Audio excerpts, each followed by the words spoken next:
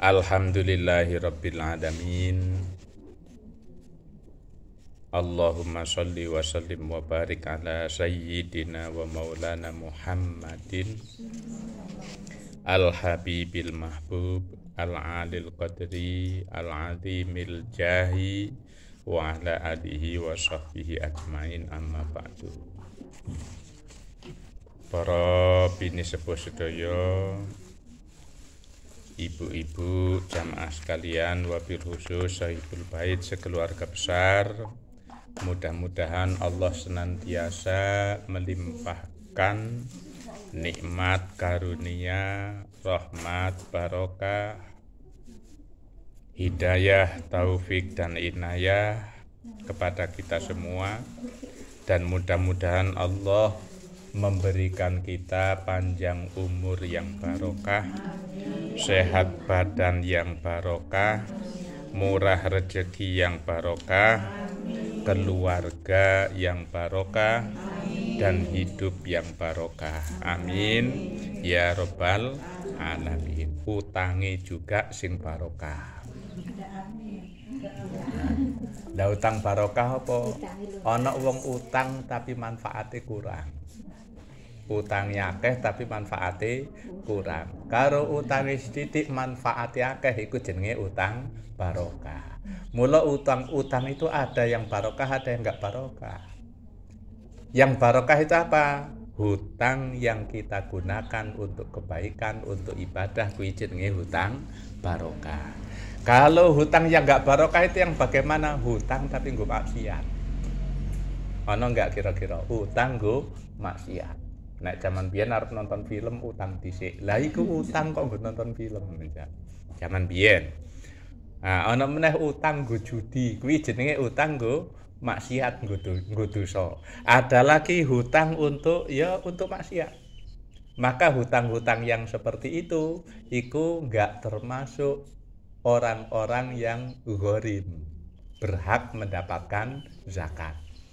Tapi kalau hutangnya untuk ibadah, hutangnya untuk memenuhi kebutuhan keluarga, itu termasuk di dalam gharim. Mulane aja disepelekno, utang juga ada yang barokah, ada yang enggak barokah. Mula sing duwe utang muga-muga utangi barokah ndang iso nyaur utang. Amin ya rabbal alamin. Nah, jamaah sekalian yang dimuliakan Allah iki, utang nggo hajatan kuwi masuke ning ndi kuwi? Ya garek ndelok. Kalau nilai kebaikannya lebih banyak berarti barokah. Tapi kalau nilai maksiatnya lebih banyak ya berarti enggak barokah. Maka tinggal dilihat nilainya itu yang lebih banyak kemana. Nah, baik. Alhamdulillah sebentar lagi kita memasuki bulan Ramadan. Nah, ini koreksi. Selama ini kesalahan kita di dalam puasa piye apa? Ayo coba. Kesalahan kita di dalam puasa selama ini apa?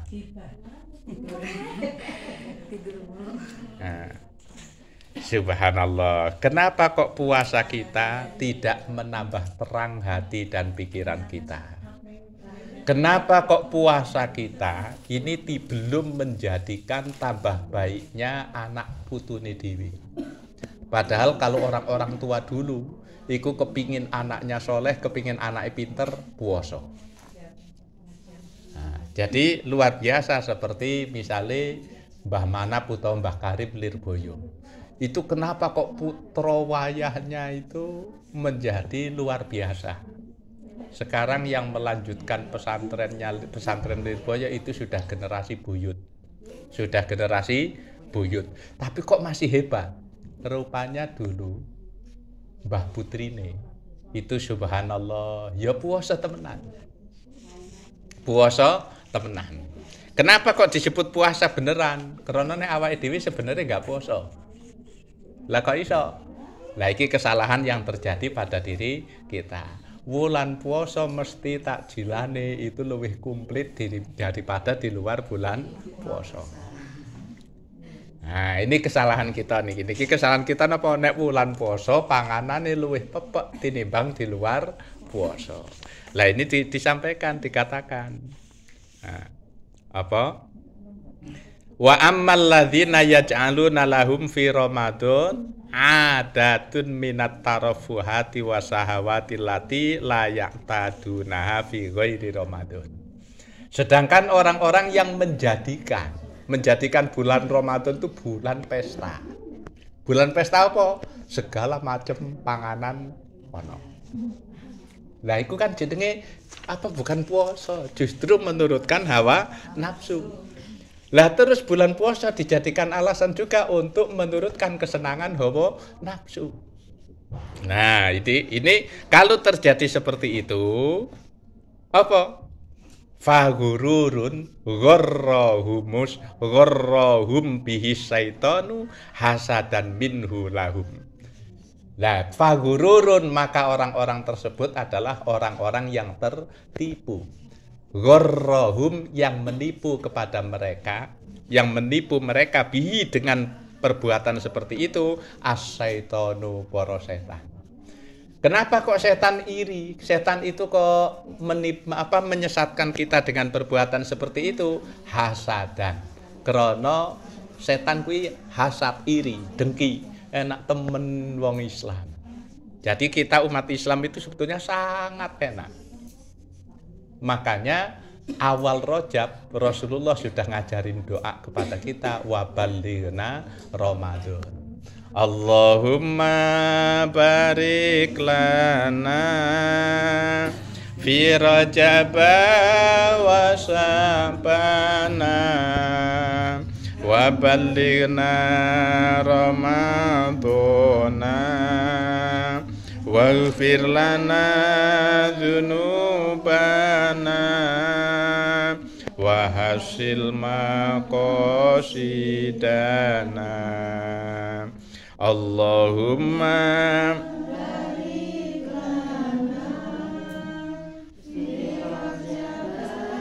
wa Sya'bana wa ballighna Ramadana waghfir lana dzunubana wa hasil maqasidana. Akibat kesalahan-kesalahan itu yang setiap tahun diulang-ulang. Senenge puasa krana nek buka panganane garek milih. Senenge puasa krana nek lebaran bakal milih pakaian-pakaian karo. Lah iku dadi wong senenge puasa itu bukan mengambil hikmah dan manfaatnya, tapi krana kesenangan hawa nafsunya. Lah apa akibatnya kalau kita seperti itu? Begitu bulan poso bukane macem-macem. Nah, wis bukane itu macem-macem. Kolek ono, es ono, wis selawuhe macem-macem itu baru takjilane tok urung mangane. Nah, kalau terjadi seperti itu, apa yang terjadi? Hatta la yajidu barokata saumihim, sehingga mereka tidak mendapati berkahnya puasa mereka. Jadi barokai puasa hilang. Barokahnya puasa hilang. Wala tadhar alaihim asarahu, juga tidak tampak labeti puasa. Manfaati puasa, hikmahi puasa. Apa hikmahnya puasa? Minal anwari, dari cahaya yang menerangi hati. Wal mukasafati, dan terbukanya penutup-penutup hati. Wal khusyu'i lillah, dan kehusyuan kepada Allah. Akhirnya puasa bukan menambah kita khusyuk kepada Allah, bukan menambah kita dekat kepada Allah, bukan menjadikan kita semakin sadar pentingnya akhirat, pentingnya apa yang ada di sisi Allah, bukan menjadikan kita tambah terang dalam ketakwaan ini. Wal inkisari baina yadaihi, dan terbukanya antara kita dengan Allah. Nah, lah itu wataladzudi bimunajatihi, dan hilangnya nikmat munajat kepada Allah. Lah itu akhirnya apa? Gara-gara bukone enak, wis mesti traweh, iku wis gak nikmat. Tarawih wis gak nikmat, wis kuareken tarawih ya turu. Akhirnya gak sida tarawih. Kenapa? Hilang taladzudi munajatihi, nikmatnya munajat itu hilang. Gara-gara awake dhewe menurutkan hawa nafsu ya Allah. Wa tilawati kitabihi, terus nikmatnya maca Quran hilang. Kalau zaman dulu tadarusan, nikmat banget. Kenapa? Karena memang wong zaman biyen ya panganane angel. Krana panganane angel ana lemet tok wis seneng. Nah, dadi jaman biyen iku ning masjid kok ana lemet, iku bocah-bocah wis ngumpul ning masjid. Saiki ning masjid kok ana lemet, bocah enggak mangkat ning masjid. Nah, krana ning omah lebih lengkap. Kenapa kok anak-anak sekarang kurang seneng ke masjid? Ning masjid enggak akeh panganan. Coba kalau di masjid itu makanannya lebih banyak, pokoknya sing luwih pokok kuwi di masjid. Ning omah kur ana lemet, ning omahe tanggane ana gedang goreng, omahe tanggane meneh ana kolak, omahe tanggane meneh ana es, terus digawa ning masjid. Ning masjid luwih lengkap. Sing omahe ana lemet nemu gedang goreng ning masjid, nemu kolak ning masjid, kira-kira anak-anak lebih senang ning masjid apa ning omah? Loh, kenapa kok anak lebih senang di rumah? Karena takjilan ning omah makanannya lebih pepek daripada ning masjid. Nek zaman biyen ning masjid lebih pepek. Kenapa? Sing duwe lemet dibawa ke masjid lemete. Terus sing duwe gedang goreng digawa ning masjid gedang gorenge. Sing duwe koleknya juga dibawa ke masjid. Pokoknya yang punya makanan apa di rumah digawa ning masjid. Akhirnya anak niteni, ning omah kok ono kaya ngene tok, mendingan ning masjid. Nah, itu dulu. Lah itu hikmahnya apa? Kalau kita tertipu dengan tipuan-tipuan setan seperti itu, akhirnya puasa kok mementingkan bukane, mementingkan buka, mementingkan makan, mementingkan kesenangan hawa nafsu, maka kita akan kehilangan barokahnya puasa. Dan hilanglah asar puasa, labetnya puasa, hikmahnya puasa, termasuk cahaya, mukasafah, khusyuk, itu hilang. Dan kenikmatan munajat hilang. Kenikmatan membaca Al-Quran hilang. Wa dzikrihi juga kenikmatan zikir kepada Allah hilang. Nah itu kenapa kok puasa kita belum merubah diri kita, belum merubah keluarga kita, belum merubah anak cucu kita, karena puasane belum lillahi ta'ala. Tapi ya wis kebenaran, alhamdulillah anak-anak wis kuat puasa ya wis. Itu sudah bersyukur. Tinggal ditingkatkan bagaimana puasa itu membentuk diri kita menjadi orang-orang yang bertakwa. Karena tujuan puasa itu la'allakum tattaqun. Lah kenapa kok kita puasa bertahun-tahun kok belum bertambah takwanya? Karena kesalahan kita di dalam takwa. Maka takwa itu ada tiga macam. As-saumu salah satu aksamin. Puasa itu ada 3 macam. Pertama, puasane wong umum. Nah, yang selama ini kita jalankan itu puasane wong umum. Yang penting waktu sahur-sahur, waktu buka. Tapi kita tidak berusaha mendapatkan hikmah di balik puasa. Lah mula ayo kita ningkat. Ojo puasane wong umum terus. Masa awake dhewe kita sudah semaan rutin, sudah ngaji rutin, kok puasane padha karo wong-wong sing gak ngaji. Kok puasa kita sama dengan orang-orang yang nggak ngaji? Berarti kan ngaji kita ini belum ada manfaatnya untuk kita. Mestinya kita harus merubah bagaimana puasa kita itu lebih baik dari mereka-mereka yang nggak ngaji. Lah maka naiklah kita ke tingkatan yang kedua apa? Shaumul khawasi. Puasane wong-wong sing ngerti. Nah, begitu kita sudah praktekkan ilmu-ilmu kita di dalam ibadah kita praktekkan, di dalam puasa kita praktekkan, berarti ibadah kita setingkat lebih tinggi dari mereka orang-orang yang nggak pernah ngaji. Nah ini, jadi ayo kita mulai, artinya kita berusaha meningkat kepada tingkatan yang kedua apa? Shaumul khawasi, puasane wong-wong sing duwe pengertian, puasanya orang-orang yang punya ilmu.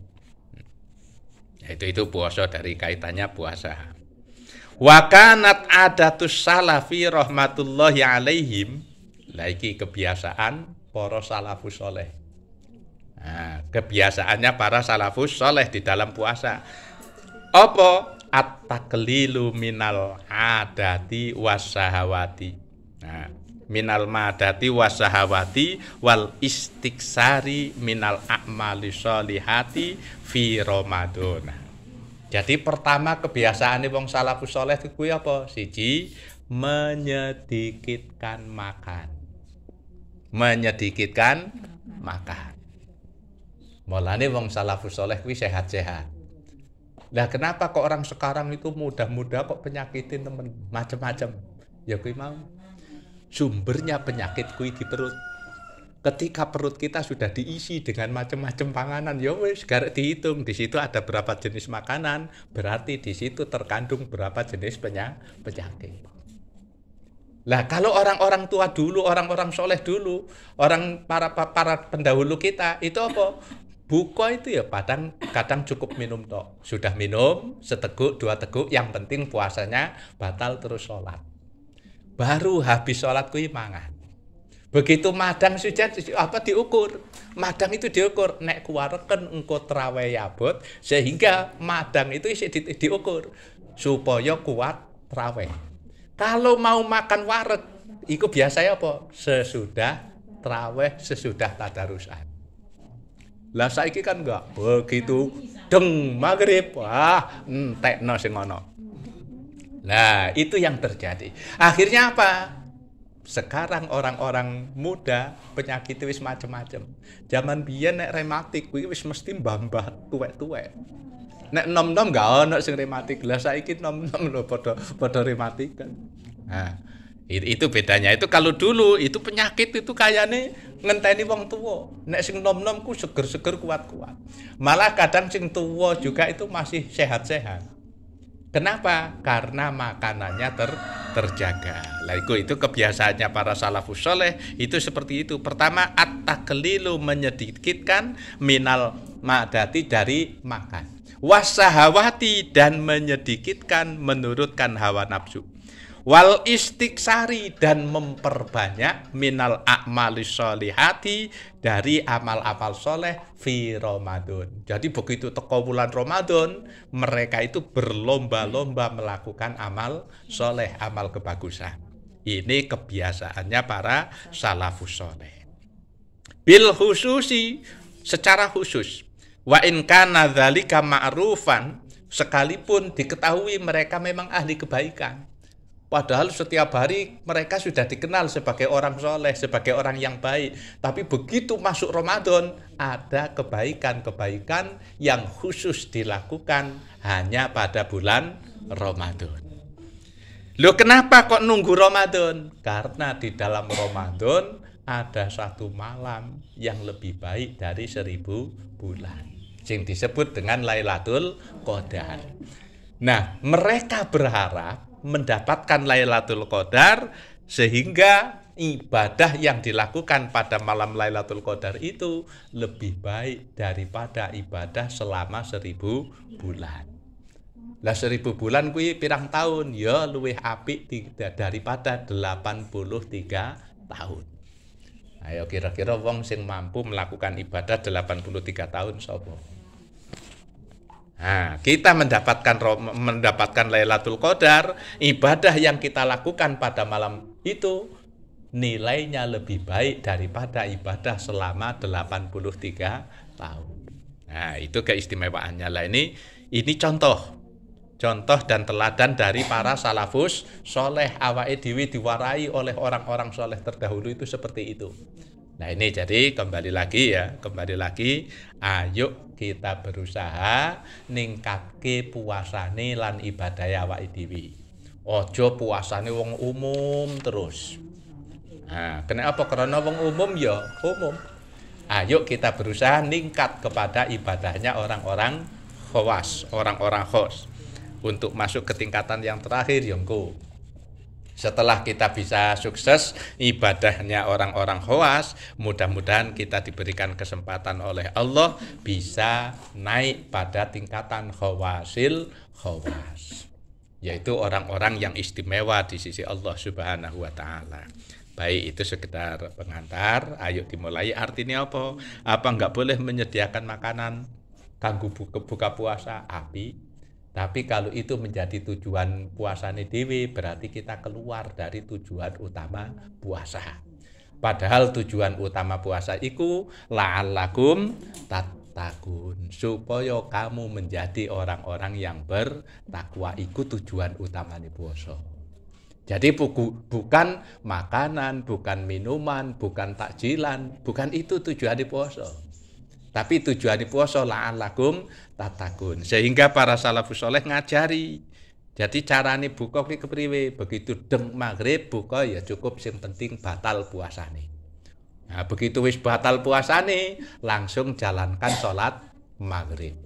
Bar sholat maghrib, dadi sholat maghrib itu karo ngrasakno ngelih, iki tujuannya apa? Supaya ati lan pikirane kuwi iso kelingan Gusti Allah. Ya Allah, ternyata kaya ngene, ya baru kaya ngene tok wis ngono iki, supaya kelingan Gusti Allah. Nah, lah engko begitu rampung sholat maghrib, makan. Tapi ngono ya tetap dijaga. Artinya apa? Diukur supaya sholat yang makan yang kita makan itu membantu kita kuat menjalankan tarawih. Ojo sampai makani berlebih terus tarawih ditinggal. Nah, itu eman-eman. Alhamdulillah artinya diatur, makan itu diatur. Makan itu hanya untuk menyiapkan awak supaya awake kuat tarawih. Baru bar tarawih, bar darus oleh sak jus rong jus ngono arep diwareki warek kono enggak apa-apa. Nah, iku nek cara biyen dimarahi warek kono. Itu setelah tarawih. Nah, begitu warek ya garek turune. Turu tujuannya apa? Supaya gampang tangine sahur, sebelum sahur melakukan tahajud. Alhamdulillah. Lah nek wis kuwareken biasae ya labas tekan subuh. Akhirnya apa enggak sahur. Sahure wis didobel waktu bar tarawih. Lah iku sing terjadi kuwi biasae kaya ngono. Begitu bar tarawih muadang wareg, terus turune enak, kelabasan tekan subuh, rupane tarawih waktu bar sahur.